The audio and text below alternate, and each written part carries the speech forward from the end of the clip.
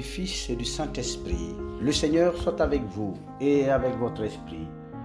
Évangile de Jésus-Christ selon Saint Jean, Jean chapitre 20, du verset 19 au verset 31. C'était après la mort de Jésus, le soir venu, en ce premier jour de la semaine, alors que les portes du lieu où se trouvaient les disciples étaient verrouillées par crainte des Juifs. Jésus vint et il était là au milieu d'eux. Il leur dit: « La paix soit avec vous. » Après cette parole, il leur montra ses mains et son côté. Les disciples furent remplis de joie en voyant le Seigneur. Jésus leur dit de nouveau: « La paix soit avec vous. De même que le Père m'a envoyé, moi aussi je vous envoie. » Ayant ainsi parlé, il souffla sur eux et il leur dit: « Recevez l'Esprit Saint. À qui vous remettrez ses péchés, ils seront remis.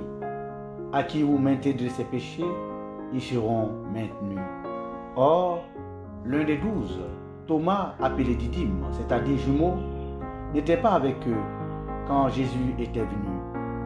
Les autres disciples lui disaient: « Nous avons vu le Seigneur. » Mais il leur déclara: « Si je ne vois pas dans ses mains la marque des clous, si je ne mets pas mon doigt dans la marque des clous, si je ne mets pas la main dans son côté, non, je ne croirai pas. » 8 jours plus tard, les disciples se trouvaient de nouveau dans la maison et Thomas était avec eux. Jésus vient alors que les portes étaient verrouillées et il était là au milieu d'eux. Il dit: « La paix soit avec vous. » Puis il dit à Thomas: « Avance ton doigt ici et vois mes mains. Avance ta main et mets-la dans mon côté. Cesse d'être incrédule, sois croyant. » Alors Thomas lui dit: « Mon Seigneur et mon Dieu. » Jésus lui dit: « Parce que tu m'as vu, tu crois? Heureux ceux qui croient sans avoir vu. » Il y a encore beaucoup d'autres signes que Jésus a fait en présence des disciples et qui ne sont pas inscrits dans ce livre. Mais ceux-là ont été écrits pour que vous croyiez que Jésus est le Christ, le Fils de Dieu, et pour qu'en croyant, vous ayez la vie en son nom. Acclamons la parole de Dieu. Louange à toi, Seigneur Jésus. Bien-aimés frères et sœurs, notre joie se continue avec les apôtres en suivant pas à pas le ressuscité dans ces diverses apparitions qui ont jalonné l'octave pascale jusqu'au deuxième dimanche de Pâques que nous célébrons en ce jour. En effet, aujourd'hui, l'Église nous donne de célébrer le deuxième dimanche de Pâques, dénommé Dimanche de la Miséricorde par le Saint-Pape Jean-Paul II. Eh bien, en suivant les textes liturgiques de ce jour, en aucun moment le thème miséricorde apparaît. Cependant, en les méditant, nous pouvons contempler les traces de la manifestation de la miséricorde de Dieu dans l'expérience des apôtres avec le Christ ressuscité. Bien-aimés, alors que les disciples semblent nous transporter dans la joie de la résurrection de Jésus ressuscité, cette joie nous semble de courte durée. Car, comme dit Jean, alors que les portes du lieu où il se trouvait étaient verrouillées par crainte des Juifs, cela nous fait comprendre que la joie des disciples était de courte durée, car ils étaient envahis par la peur d'être malmenés, d'être agressés par les Juifs.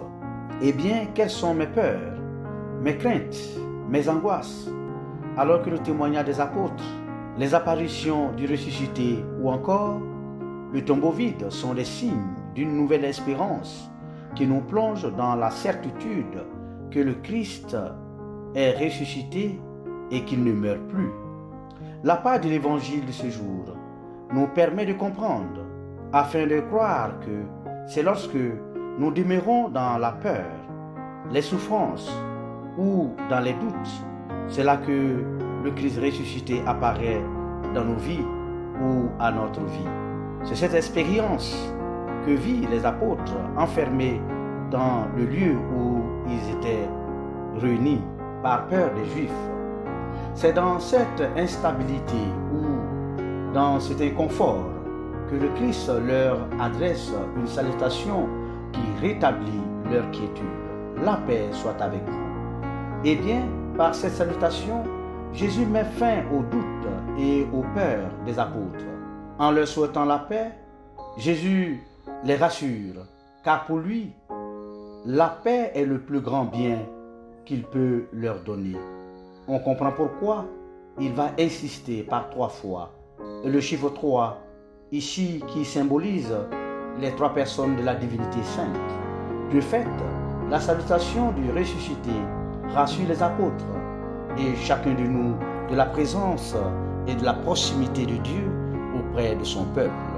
Avec la résurrection du Christ, Dieu n'est plus le lointain, mais il est le tout proche. Par sa présence et sa proximité, c'est son amour et sa miséricorde que chacun de nous est appelé à découvrir dans une expérience personnelle. Frères et sœurs, en parlant d'expérience avec le ressuscité, l'image de Thomas, l'incrédule, nous est donnée à méditer.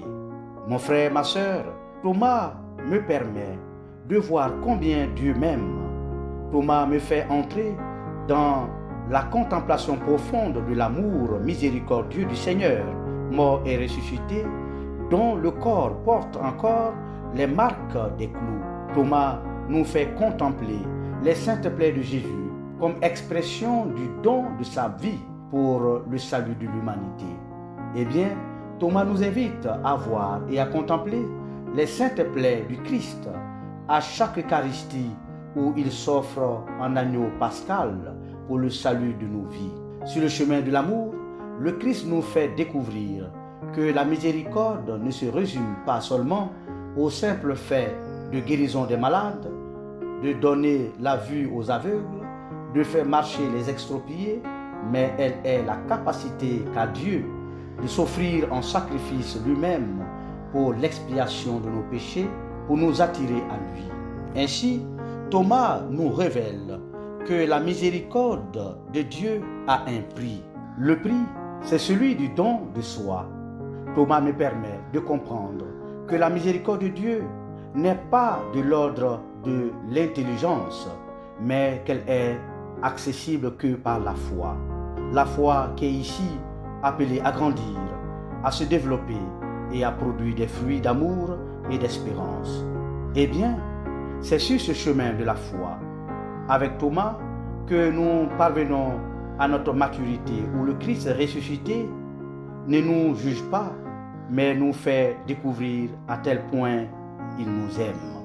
Alors, par miséricorde, le Christ ressuscité veut guérir chacun de nous de ses doutes, de ses peurs, de ses angoisses. Puisse Dieu de miséricorde infinie ranimer notre foi par les célébrations pascales, en augmentant en nous la grâce pour que nous comprenions mieux de quel amour il nous aime, en prenant soin de nous et des autres. Amen.